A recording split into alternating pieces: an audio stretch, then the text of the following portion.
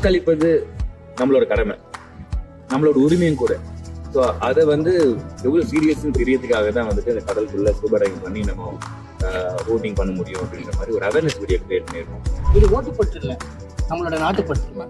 எங்க அளவுக்கு ஒரு கடல்ல இறங்கி ஓட்டு போற அளவுக்கு கஷ்டம் இல்ல. நம்ம வீட்டு பக்கத்துல இருக்க பூத்ல போய் ஓட்டு போடுறது basic fundamental right of every citizen of India.